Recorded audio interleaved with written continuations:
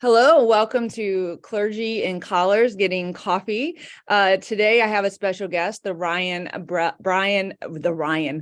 I said Reverend and Brian at the same time. The Reverend Brian Ellison, who is the Executive Director of the Covenant Network in the PCUSA. He's the stated clerk of the Synod of Mid-America, graduate of Harvard, where my eldest wants to go, and Princeton Theological Seminary. He is also a hosting contributor of NPR affiliate KCUR-FM. So welcome, Brian. Thank you, Leah. That is where I'm joining you from today, in fact, which gives me a really nice microphone to talk into. Excellent.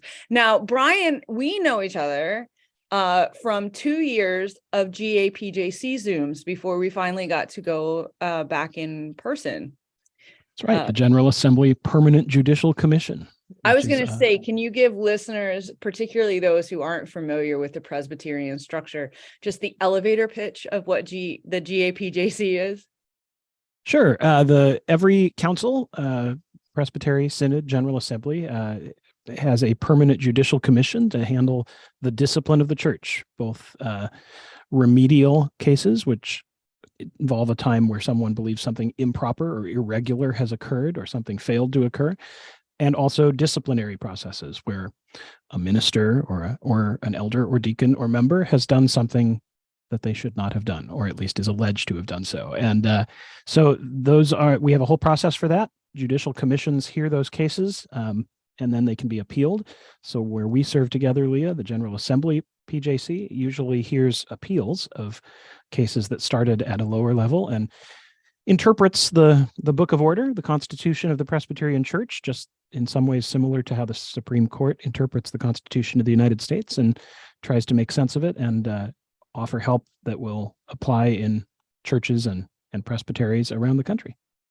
Excellent. And you are our moderator and do a fantastic job, FYI.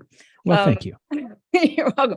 Now, you are a member and you do a fantastic job. And I mean that sincerely. Now, I will say that in the time that we have known each other, one of the things that I have learned about you, which I love, and there are many, but one is you have like secret elite status of secret stuff in a variety, it seems like, knowledge in places like Starbucks and how to travel well and whatever. I don't know how you've done that, but it is certainly, I mean, besides what I read, it is really impressive. You seem to know, you have the secret knowledge that most of the rest of us do not possess. Thank you. I'm an adherent to the Gnostic heresy. I do have secret knowledge that makes me closer to God. Yep. And it is funny. I started traveling a lot more when I became executive director of the Covenant Network 10 years ago. And I don't think I even realized at the time what a big part of the job travel would be, and pretty quickly discovered that there are some things that make that not only better, but just doable. Otherwise, okay. Traveling, I have a lot more sympathy for the road warriors, salespeople, and people who actually travel for a living, which I don't consider that to be. I don't think I do it for a living. I actually wish I did it a little less than I do. But being able to work in a quieter place in an airport, or be able to change your flight without paying a huge fee or being at the bottom of the list, it really does help. I mean, it makes it possible to keep doing this job and also come home and be with my partner from time to time. I was going to say, and not feel totally drained the way traveling sometimes can leave us to feel. I mean, I have a boundary like area where if the flight time is going to take longer, like the 8-hour radius sort of, right? Mm-hmm. That if the flight time is going to take long, I will drive, because it is more convenient to drive to those places that are sort of in that time frame than it is to travel. Because we don't have an airport in Seneca Falls. You have to go. There's several close to us, but they are all places where usually you have to go somewhere else to get to where you're going. So right. So do you have any like packing? Do you pack biblically, like 2 tunics, some sandals? Like that's right. It.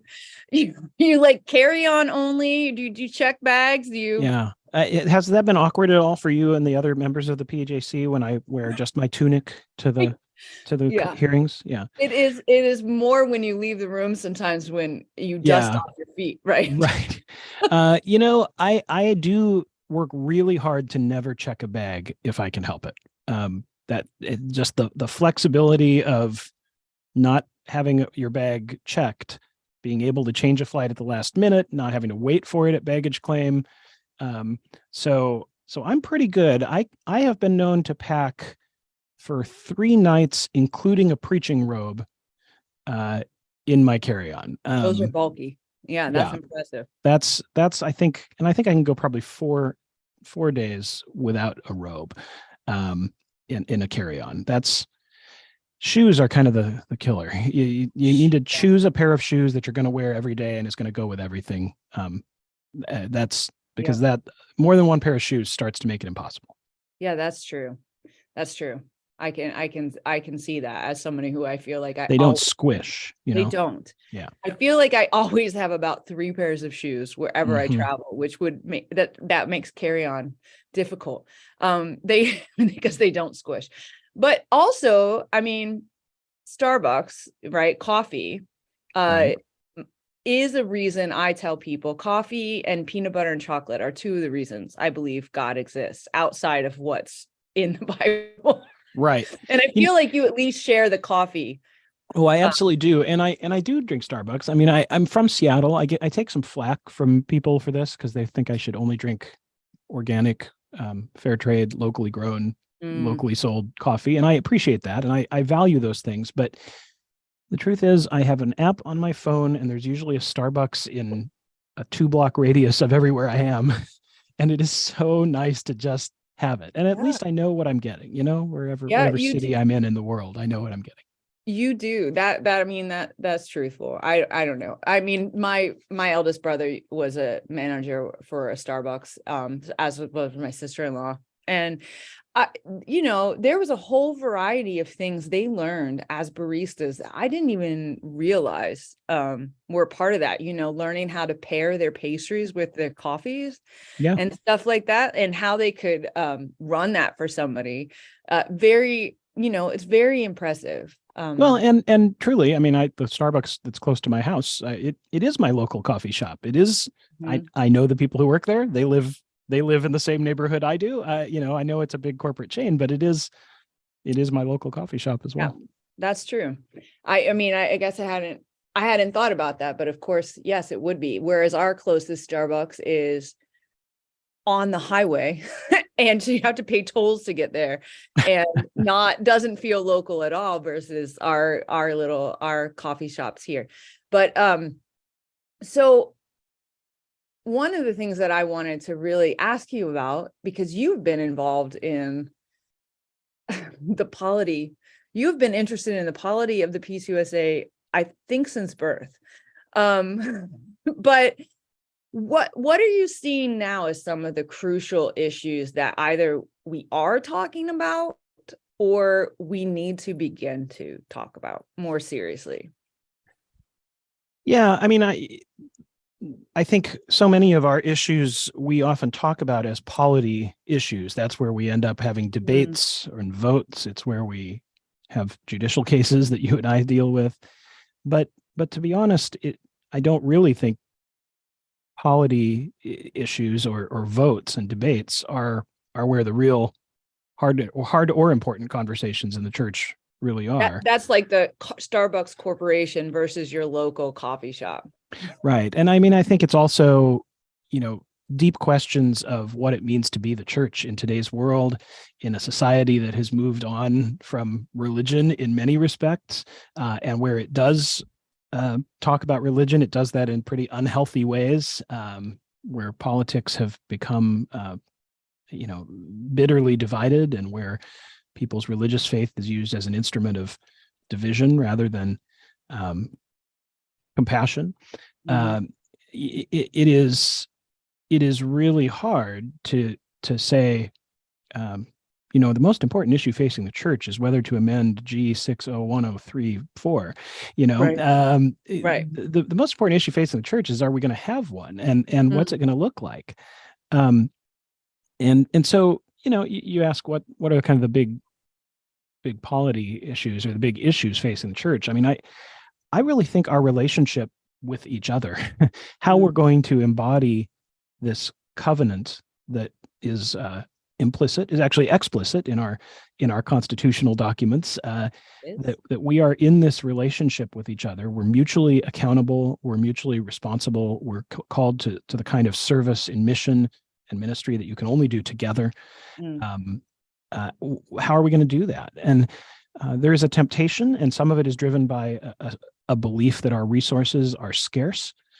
Some of it is driven by kind of the individualism of society, but there is this temptation to become more and more individual, more and more focused just on what I'm going to do, or what my church, my one parish is going to do, and less committed to the accountability and structures and relationships that are part of a presbytery or a synod or a general assembly. It doesn't help when our national structures, like the General Assembly, take steps that make it harder for us to come together, like what has happened with the General Assembly meeting itself over the last couple of years. Yeah. And so when we start to lose a sense that there's something essential to our identity as Presbyterians, as the church, about coming together and sharing and listening and worshiping and serving together, then I think we're going to find that fewer and fewer people are going to decide that getting up at 9 a.m. on Sunday morning to do this is important for their lives. I mean, if they can serve their neighbor without church, if they can read a theological reflection without church, and if they can find relationships with people that are being cultivated more carefully in places other than church, then we may have a problem on our hands. Yeah, you brought up a lot of very important items. One I'll say, it echoes. It's always funny to me when everything kind of, all the things you're listening to or reading or studying or watching, and then conversations you have, and how those things, you realize how interdependent they really are. So I just finished reading the book Art of Happiness in a Troubled World, which the Dalai Lama was a contributor on. And interestingly, he said basically virtually what you just said. So you didn't realize. I don't know that you realized that. I did not. But maybe I'll give Dolly a call and we can compare notes. I'm sure he would also love to speak with you. And the thing is like he talked about in that, and neuroscience, as well as a bunch of current research, is they're all saying the same thing, right? We need community. It's essential for our development as people. What happens, like I saw even in my congregation, people who were really isolated, lived alone, no longer able to even go get their hair cut and go to the doctors, particularly when they were older.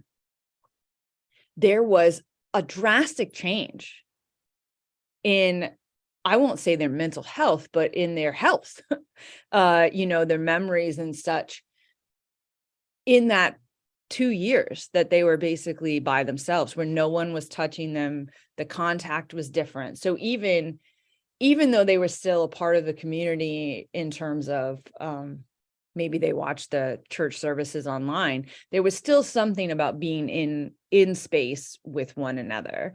Yeah. That's essential for us as people.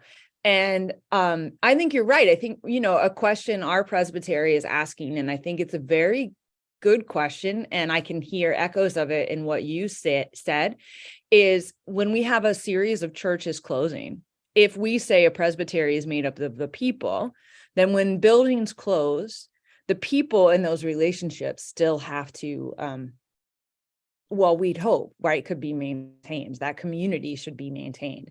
And so if we're not able to do that, which doesn't mean they have to go to another church, but they should feel still a part of the system, even when their church has dissolved or closed for whatever reason. And so what is it in those relationships? And if people aren't finding those healthy relationships in the church, they will find them outside of right. I mean, and I have to say, I now serve in this validated ministry. I'm executive director of the Covenant Network. I've been doing it for just over 10 years. I do preach and teach all over the country. I'm often in church on a Sunday, but a different church every time I go. But that does leave me some weeks where I'm not in church. And so Sunday mornings, if you go out to brunch on Sunday morning, which most of our Presbyterian pastors don't ever get to do. So, Yep. so let me tell you what you're missing. You're missing besides Eggs Benedict, right, and Bloody Marys, but you're missing people, for the most part, getting together with friends and family, finding community, and they're having a good time. They're unpacking their week. They're kind of recharging their social energy for another week of work. They're doing what I think, broadly speaking, we think they're doing when they come to church. Right. But they're not in church. They're at brunch. And I'm not going to lie, I see the appeal of it. And so this isn't really about, making our worship more interesting. It's more, I think, about thinking broadly about what we think we're doing when we create community as a religious entity, as God's people. And it isn't just about Sunday morning. It is about Tuesday night, and it's about Presbytery, and it's about General Assembly. But I think we have to stop thinking of defining ourselves solely in terms of what decisions we make, or what programs we offer, or even the very good things, the things I care about in mission, about inclusion and justice and equity for LGBTQ people, the things I work on full time. No one of those things alone is what the church is about. Right. All of them are what the church is about, to the extent that they are about strengthening and building community. I always talk about this in my work. Why do we care about LGBTQ inclusion in the church? It would be easy to just sort of think of it as a different venue for a broader civil rights conversation about gay rights or something like that. That isn't how I think about it. Correct. I think community is where it's at. As Presbyterians, we believe that we encounter the risen Christ in community. We believe that that's the place we find God, is when people come together. And so if queer folks are excluded from that, we're not just depriving them of mediocre punch after church. We're depriving them of access to the risen Christ. And that's that's not just bad form. That's a scandal to the gospel. That's heresy. Yep. And so it isn't just queer people who have wandered away from church. And to the degree that we aren't doing everything we can to lift up the community aspects of who we are, that's scandalous. Well, and you're right. It's also, it gets very difficult because that communal is very countercultural, I think, to where we are as a country right now. For sure. And so recognizing our interdependence, recognizing even, I would say, our humanity, right? So some of that exclusion that happens, and you are correct, and it can happen to all people. And there have certainly been times in the church's history where it's happened to specific people, and probably still happening, even though that would make me very upset. But I'm realistic in knowing that it does, is implying that somebody that we're encountering is other than the image of God. Mm-hmm. Right. And not recognizing that, well, ruach, right? That breath in the people that we encounter. And it can be difficult. If I'm hangry and I go somewhere, right, and I encounter somebody, I might not get my best. I might not be my best self in recognizing that, but I do in other people. When somebody that I love has been, hurt, I'm not so great. It takes me time to be able to understand the perspective of the person who hurt somebody that I love, and desire to reconcile enough to recognize, oh, this is communal, and being in community means our relationships will have conflict.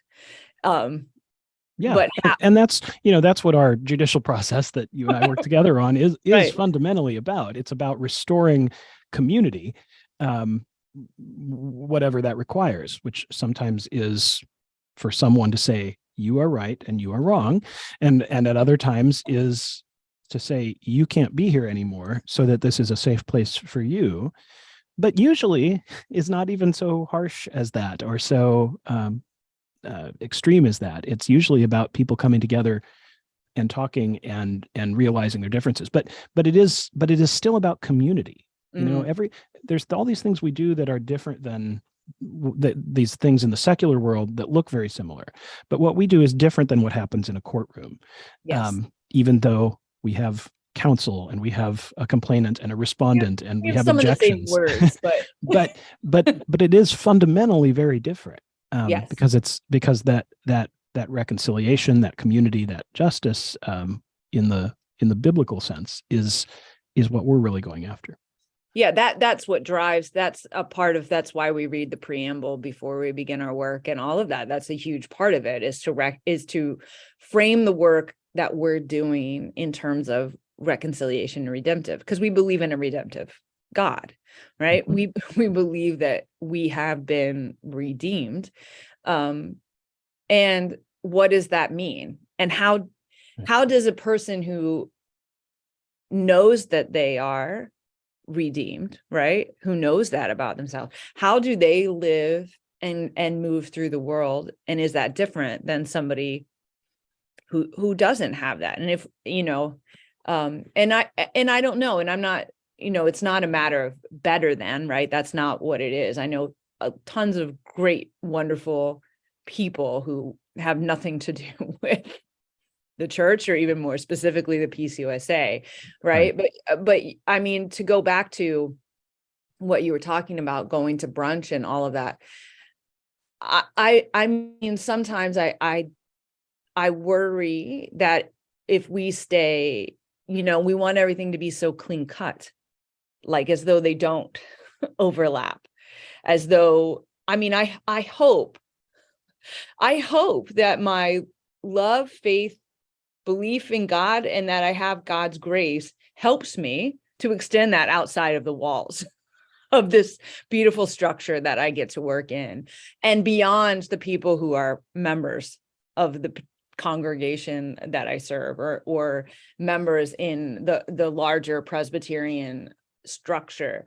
And if we're failing to do that, right, that's an issue. That's a problem. So when you sort of, you think in this level and you work in this level, what are the things then, in order for it not to become, I don't know, pessimistic, the work, daunting too much, or draining, what are the ways that you then refuel? What are those rituals or practices that help you continue to have the energy to serve God's people?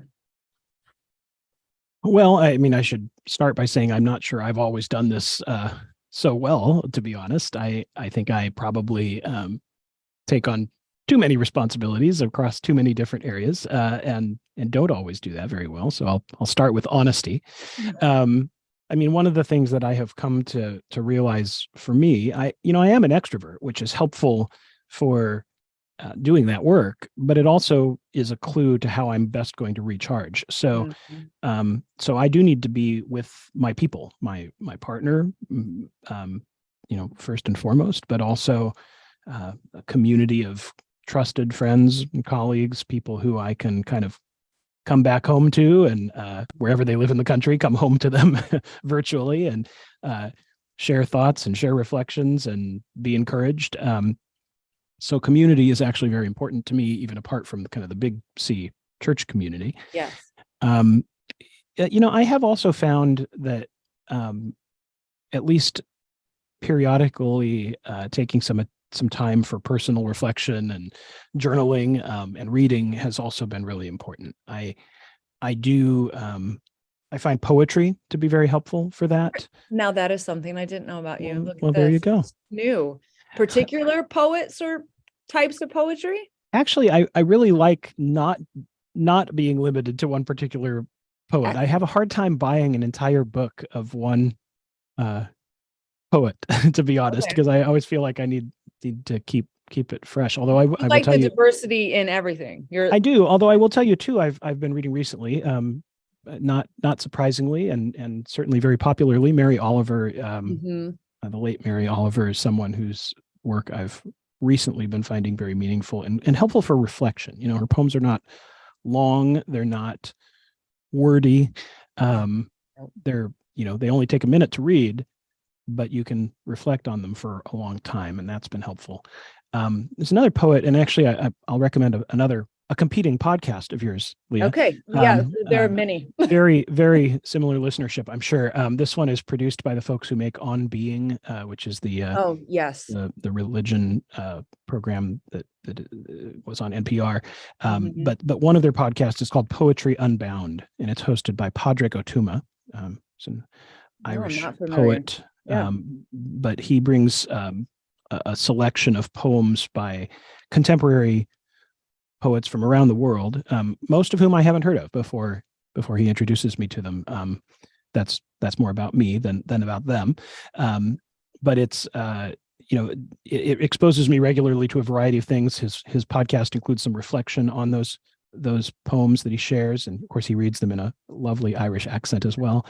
Padraig Otuma has a book called Prayers from the Corrymeela Community, which is an Irish lay order that focuses on reconciliation and justice, and it's a book of prayers written by Padraig Otuma, who is himself a gifted poet. And so I have found that currently to be a really meaningful book for me in my own reflections. That's cool. I will check that out. I always like referrals. I mean, I think what's interesting is you can't have knowledge, I think, in all areas. You can have a little bit of knowledge in several, but when you find that thing that speaks to your spirit, which for me has always been popular culture in terms of TV and movies, books as well, but TV and movies predominantly. For some of my siblings, it's always been music. So that is not, I love music and a variety of music, just like I like a variety of genres in my television and movie watching as well. I always like it when I can get introduced to something new that, I love it when my brothers are like, hey, you got to check this person out. Even if I end up not liking it, which does occasionally happen, much to their chagrin. But I love the excitement of the joy of that's so contagious. Joy is so contagious. And you've learned something about your brothers, right? I mean, right. That there's community in all of this. I'm sorry, I'm harping on a theme today, but no, you're good. It is personal, but it's also something you can share, which I really appreciate. Right. And Troy and I, my partner and I watch some TV together. I don't know that I find it always be a spiritual practice, but watching the Great British Baking Show or something, but it's something we're sharing, and there's renewal and restoration in that too. Yeah. And I will say, there are shows that I specifically watch with my family members, and then there are a ton that they're not all interested in that I watch entirely on my own. But I do think I think what you're also speaking to in a community is not limiting the options, right? Is being excited about a community that somebody that you have a relationship with is a part of, even if you have no interest in being a part of it. You can either enjoy it from the sidelines, or you go and experience it with them because they are important enough to experience it with. But like if the life were totally, if everything I did was about the television shows I like to watch and nothing else, my knowledge, my community, my critical thought would be very limited. And so I think there is a lot of knowledge in what you're saying to say, hey, these are some of the things that I know automatically refuel me. And here are some people that I trust who do this, that get fueled in the same way. So when they make a referral, I'll listen to it, even if I end up not liking it. But also because this is somebody I love, I want to experience something that they love, or hear the story about something they love. And I think limiting, which I think is a tendency with individualism, right, is we limit our scopes in terms of, and that limits our ability to hear each other. So as I said, we know I'm a pop culture junkie myself. So one of the pop culture things that I love that's having a resurgence, I think not only in pop culture, but in my life in particular, is the Care Bears. I thought I was going to avoid this question by talking are about absolutely such not avoiding this high-minded themes. Okay, you might still back out of it, but right, my thought is that we each have, one of the reasons I love it is because I do think we each have core pieces of our personality, spiritual gifts, you might want to call them, core tendencies in our personalities that get strengthened or weakened over time. I don't think spiritual gifts do that. And I mean, I do think we can strengthen them, but I don't, like, they're there. We either use them or we don't use them. And I always hope people do. But I see that as the, embodying in the Care Bears, right? But then they're all about love and healing and reconciliation and community. So everything we've talked about. So they have this core emblem, core part of their personality represented on their bellies that they then shoot out with love into their community in order to heal somebody or something, and reconcile that. So I have been thinking about if you were a Care Bear, what color Care Bear would you be? Which is just because Care Bears are colorful. There doesn't need to be a deep meaning as to why that color. And then but more importantly, what would your symbol be? What is like core Brian that you shoot out in love into the world? So I have zero familiarity or experience with Care Bears. None. Sad to me, but okay. I feel like I have probably really done some damage to my Google algorithm by searching in anticipation of this question. There's a surprising number of Care Bear fan wikis out there, yeah, comprehensive lists of all of the badges, the belly badges, categorized by the decade in which they first appeared on the program. There's some very clever names. I wanted to tell you that I'm Shiver Me Tim Bear, one of the cousins whose belly badge is a heart with crossbones under it, because that's how I roll. But I don't know that would be persuasive to you. It is not the way I've experienced you, but that, still learning things. Yeah, I don't. And all of that to say, I'm stalling because I'm not sure I have a good answer to this question. My color would probably be red because it's my favorite color. But I understand that several of them. There's Harmony Bear that sort of shows hearts intersecting with each other, or perhaps cuddling. But I really do think a lot about community and covenant and how people can connect. So and how we can restore relationships. And so I think that might be something like that might be where I end up. How's that for you? Yeah, that sounds great. I love it. And that does speak to the ways I've seen you interact and lead, and the stuff of yours that I have read, and even the way that mutual friends and people that we have in common, because our structure is big and small at the same time. Yeah, for sure. And I partly, I'm not very cuddly. Maybe that's why I don't relate with the Care Bears all that well. And I don't think of this in a particularly touchy-feely way. Sometimes conflict resolution and strengthening covenant and community is not comfy. It's not cuddly. And sometimes it can be really hard. And sometimes you have to speak uncomfortable truths. And sometimes you have to name baloney. And is this a family podcast? Yeah. But I do think those are still things I care about, even though I don't necessarily, my personality type is not typically, everyone being nice to each other, but my personality type is very committed to where our relationships end up at the end of the process. But it sounds like you want them to be genuine, right? Exactly. Not you want it to be real and not pretend. Right, which is a big part of the work I do with the Covenant Network. Again, authenticity is, I think, what we need to strive for as a church.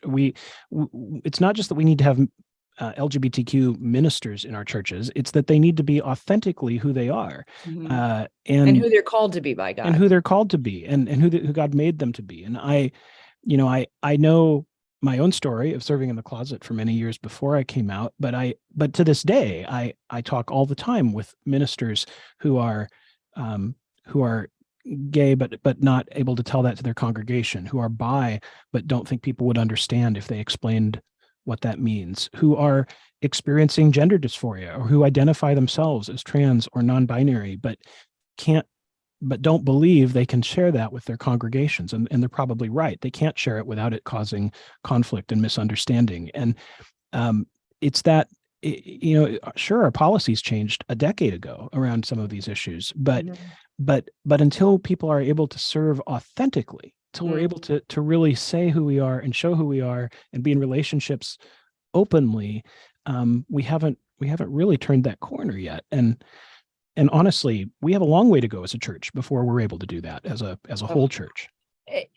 That's beautifully said. So I won't even attempt to elaborate on that. I just, my heart aches for people who authentically can't be. And I know that personally, right, in my years on the earth, that's something that I struggled with, first learning who that was, right? Who am I really?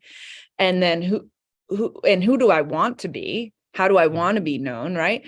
And just like what you were talking about with the relationships and everything else, is I think sometimes we have this understanding. I don't know who sold it to us and why we bought into it, that we can't be until we have reached perfection.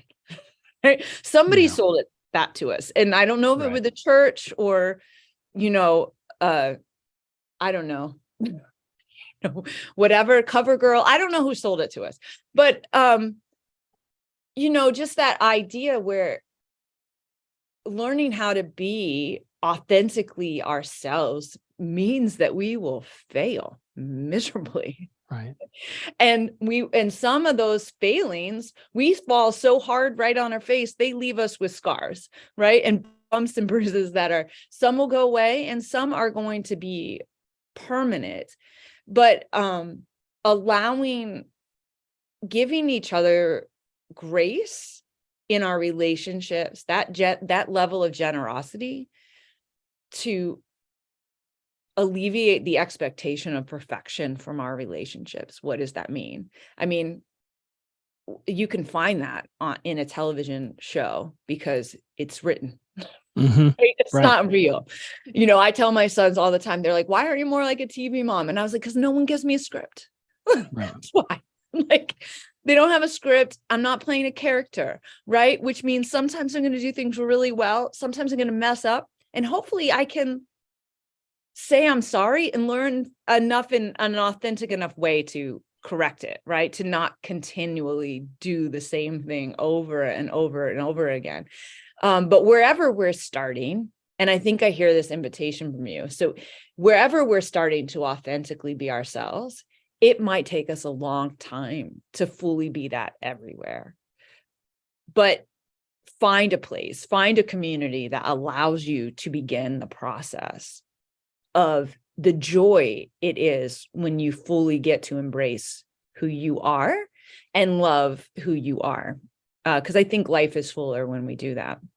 Amen. And if you are part of a community where people maybe don't feel that way, or that we have this obligation to create spaces where people can be authentic, even when if we ourselves are not the ones who feel excluded or feel pressured to hold back some of who we are. It's still incumbent on us to take those steps of creating spaces where others can do that, because it's so fundamental to their well-being, and it's fundamental to our collective well-being. We don't do well when some of us can be authentic and some of us can't. Amen. I think that is a glorious place to end our time together, even though I know I could talk to you for hours longer. I thank you for taking time out of your day to spend some time together, and allowing me to think about more deeply about issues or areas where I don't always know that I spend enough space. So thank you for that gift. Well, thank you, Leah. Thanks for the invitation and for good conversation. We can continue it in the closed door deliberations of the Permanent Judicial Commission. Amen. All right. Thank you so much. Thanks, Leah.